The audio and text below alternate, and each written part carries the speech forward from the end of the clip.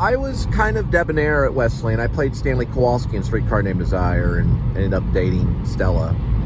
She would always be in my dorm room when I'd come back from different classes, waiting for me. She's a blonde-haired chick, a little larger than a C.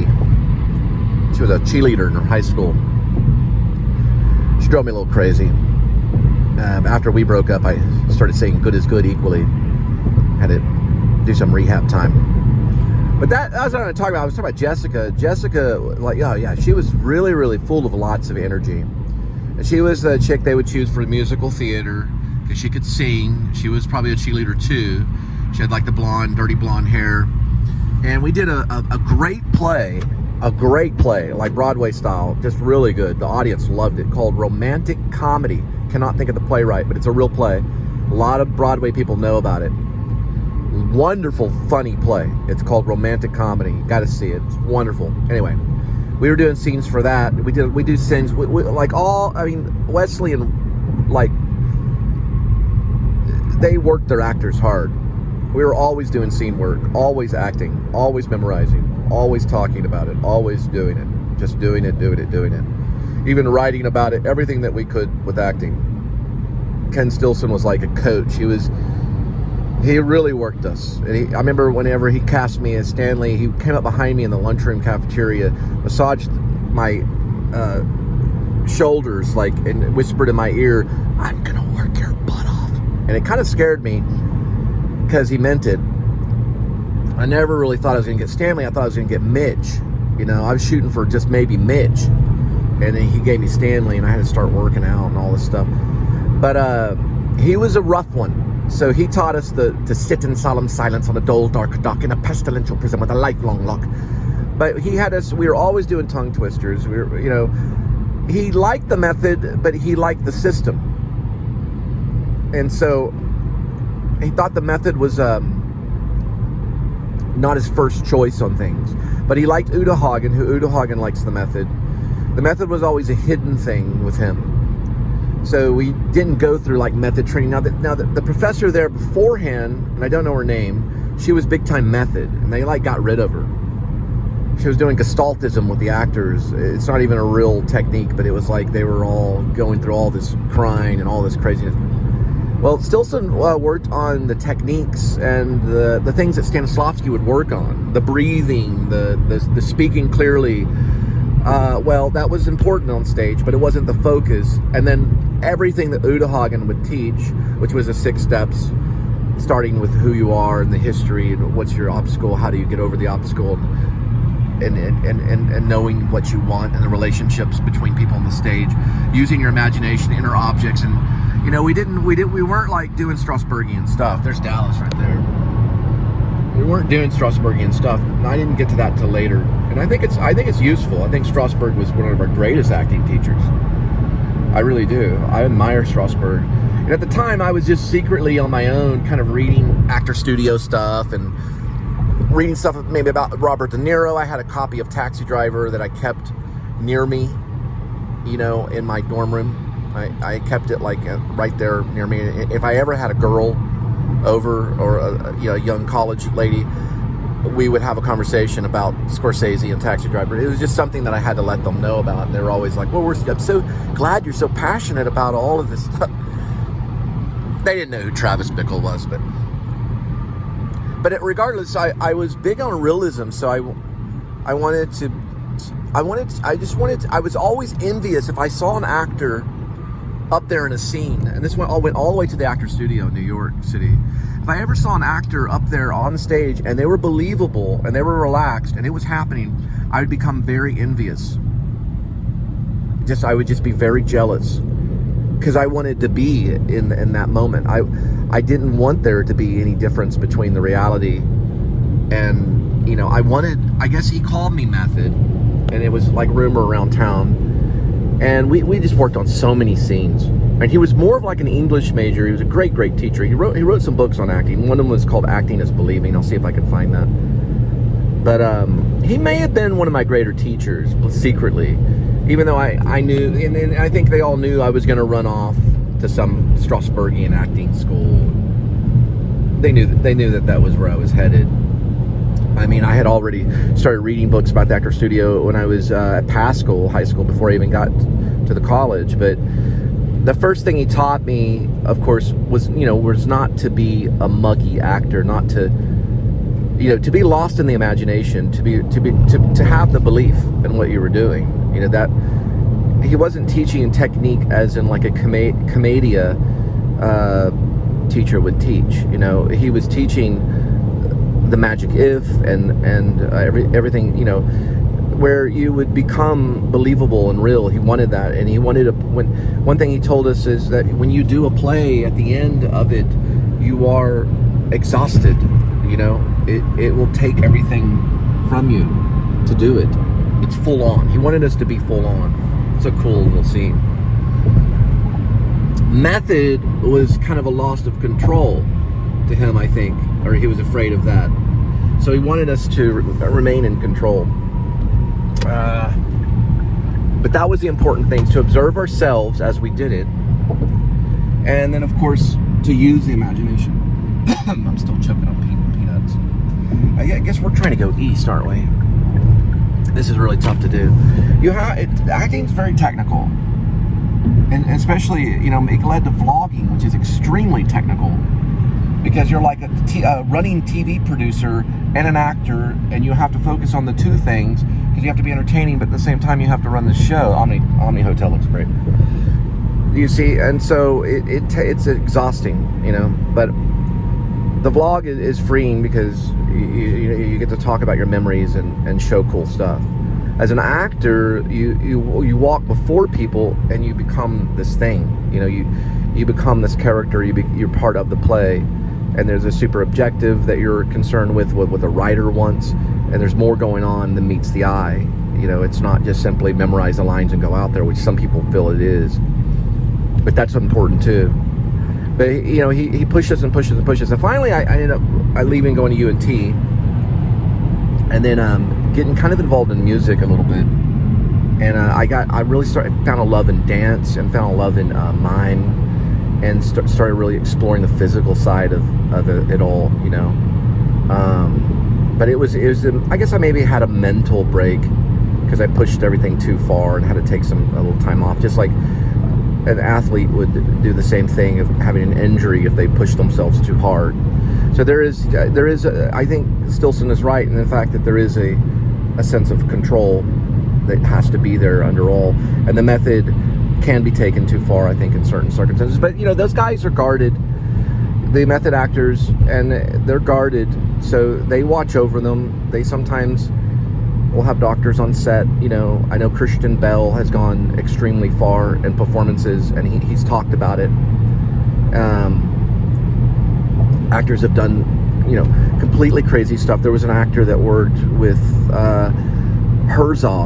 Werner Herzog, who is just complete nut, But I think that's what he was against, the danger of losing too much control. And so there was a lot of breath control. There was a lot of focusing, and relaxation was important. And you have to work on those things. You have to be broken down. And I remember the first time I did my first scene, he was saying no more of this UIL. He was talking about high school and UIL, no more of this mugging and trying desperately to perform and things like that. And I think Strasberg talked about it as deformed gestures almost. When the relaxation's not there, the gesture comes out deformed, or it comes out wrong. It comes out awkward. But anyway, just wanted to say that we're passing the Cotton Bowl. Ultimately, I think relaxation, that was something that you have to focus on, because I think there is something greater that comes through you, and then there's a belief, and then eventually that belief takes over, and then there's what's called when you become convicted. You're convicted that this is right, and then you start to take on that character because you're so sure it's right, and you have to stand behind that belief in who you are, and that justice is what carries you to the top. It's just like a justified performance, and there's joy in that. There's joy in an actor crying or feeling sorrow or extreme happiness. There's a joy in them succeeding and allowing the imagination to take over and the play to happen, or the screenplay or the film or whatever it may be. There's a joy in finally succeeding and reaching that level, and that joy is what a lot of people are after. Anyway, really what I want to talk about romantic comedy is when one time we got under the blankets with Jessica, and I was still young. I was like maybe 20, 21. I think I was 21.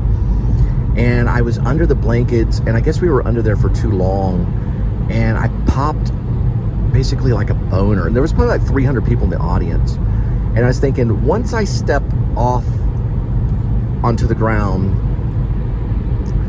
and I'm standing, and I was only in boxers for the whole show. I was boxers, no shirt, and just one sock. You know, so I get out. A guy named Wookie was the director of romantic comedy. He was brilliant. And I had to do it because, you know, it was set. So I turned around to kind of calm myself down. It was the whole scene in Birdman with what's that dude's name? Edward Norton in Birdman, where it happens to him. Those things happen in the theater, but I don't know. The audience was just roaring, laughing. It was just like, you know, actor with the heart on. You know, nothing new, but those things happen. It happened to me again one time when I was in Calabasas one time in a scene, but it was only like, it was, I think I had clothes on in that one. It was like it wasn't just my boxers, but I had I didn't wear just my boxers. It wasn't just boxers. It was like boxers and then briefs underneath. But it was interesting because many of the scenes I did were in boxers for a while. You learn to let go of any fear of what people may think of your body. You know, you have to, as an actor, you have to let that go, or you can't do it. You have to let go of, if you feel conscious or something, that you just say, look, this is who I am.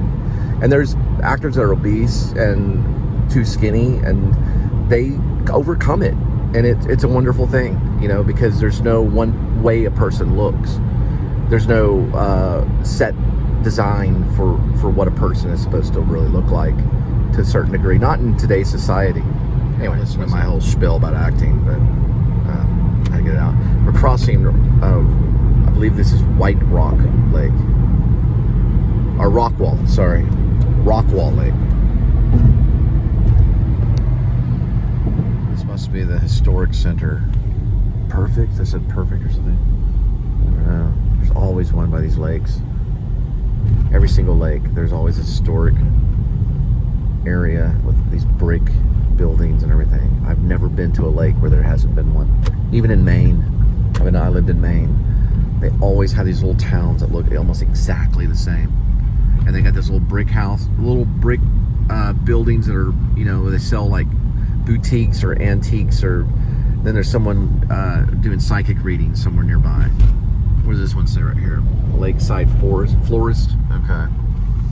It says Sussy. I don't know what that is. And there's always those things right there, old school lamps from like the 50s.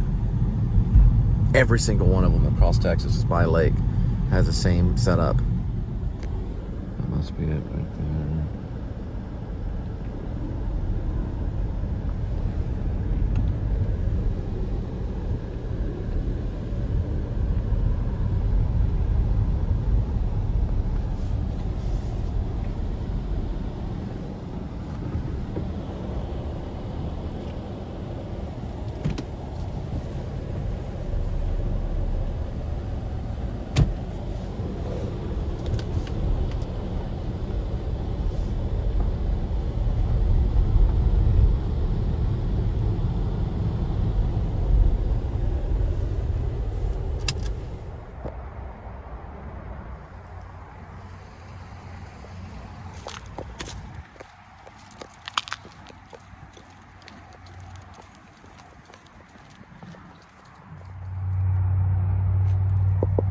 Anyway, a lot of these medicines, you obviously know, are for hospice patients. So it has to be done. So they do have to get them from different cities and stuff like that. And even if the pay is not great, it still helps. So I feel it'll come around. It's just part of life, living, and of course dying. It's just something that we go through. All right. My sister does this, well, she handles a lot of it. She's been a nurse most of her life, and a lot of nurses get involved in this kind of work, which is like the final stages, you know, of life, which is death. This beautiful house is right over here. Now we're headed back another 70 miles. We're gonna cross Lake Ray Hubbard, but I won't talk about Stanislavski and Lee Strasberg. I'll let you guys go to sleep. We'll go back and see Linda and Kitty. Lake Ray Hubbard. That's also the name. Lake Ray Hubbard is the actual name of the lake. Sorry about that. Why I call it White Rock Lake, I don't know, but it's actually Lake Ray Hubbard is the official name. Don't ask me why. But Rock Wall, and why I got the idea of White Rock Lake, I don't know. Maybe there's another one, but this is Lake Ray Hubbard. So, oh man, I don't know. And they've got some cool stuff with this lake too. You can go, there's a dinner boat, which I think I talked to Linda about it. It's a dinner boat ride, so it's a little expensive. I don't know how much it is, but you have dinner on a boat and it goes around Lake Ray Hubbard. So it looks like a cool thing. I've never been around it, but there's a dock right here. Sadly enough, not sadly enough, but oddly enough is the right word. Oddly enough, I'm always taken out to Lake Ray Hubbard. And Uber, I think, I don't know if Favor's done it. I know maybe Grubhub maybe. But a lot of them will take me out here and it's like, what in the world? And it's literally 70 miles away from where I'm at. I guess they just think gas is just, you know, free. And it's like air, you know. There's a gas tree. You just go over and kind of drill a hole in the gas tree. And, don't worry about it. Well, I'll just go by the gas tree. It's right next to the money tree, you know. I'll just take some money from the money tree and then drill a hole in the gas tree and just gas just leaks out. Anyway, I got a 70-mile drive back. Another documentary I think is just genius. It was on Netflix called Evil Genius. It's hard to even believe. It's like a real-life story of Saw. And have you ever seen the movie Saw? Anyway, this is about a pizza delivery guy and this kind of chunky, obese lady that comes up with this plan. I don't even. You just have to see it. It's completely insane. I think about it quite often. Can't believe it actually happens. Just check it out. It's on Netflix, or it was on Netflix. I don't know where you can buy it now, but it's called Evil Genius. And it's a real life story of a murder that happened. Very much enigmatic, you know, mysterious kind of murder.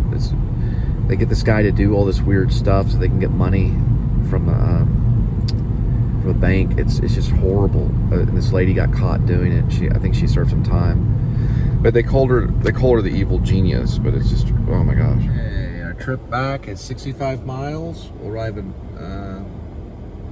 it's gonna take about an hour and 10 minutes. 10:36 of the p.m.